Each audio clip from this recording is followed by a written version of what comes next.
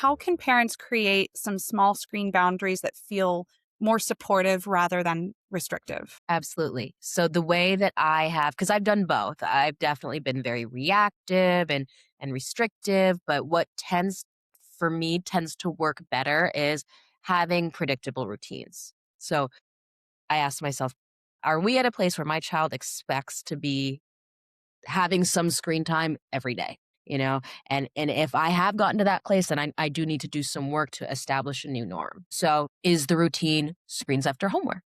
Is the routine screens after your chore? Does my son know how much screen time he's going to be allowed, or is it a surprise when I'm suddenly pulling the plug on it? So, number one, predictable routines. Transition warnings are huge. So, the same kind of warning that you might give your kid before the end of a play date or before the end of a park trip can also be given when you're nearing the end of screen time. You know, a quick reminder that after this episode, we're turning the screen off can be really, really helpful. Also, offering alternatives.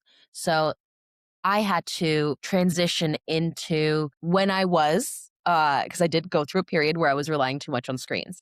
And I had to really build my child's muscle of being able to play independently.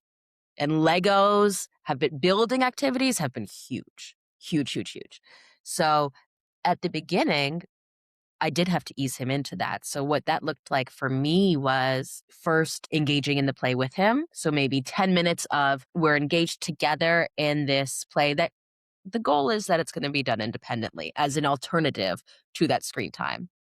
And then easing them into over the course of a few weeks, that being an activity that you can just direct them to without having to get them started with it. I And love I'm oh, sorry, go ahead. no, no, no.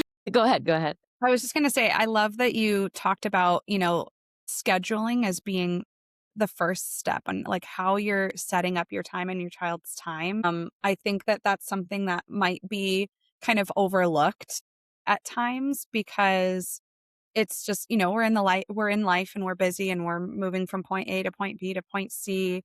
But when you're really, when you have a moment to think about the week ahead of you or the days ahead of you, and really kind of almost even like schedule in time for downtime. I think that's so vital. Absolutely. I know that I've had to really be intentional about what our time at home looks like. And I think of independent play as tool that I have because there's always going to be moments where you need to do something undisturbed as a parent, you know, like a work call, making a meal, whatever it is that you need to do. You need to have a toolbox of things that you can direct your child to so that they can engage in something that's healthy for them, that's stimulating for them while you get done what you need to get done because real life requires that.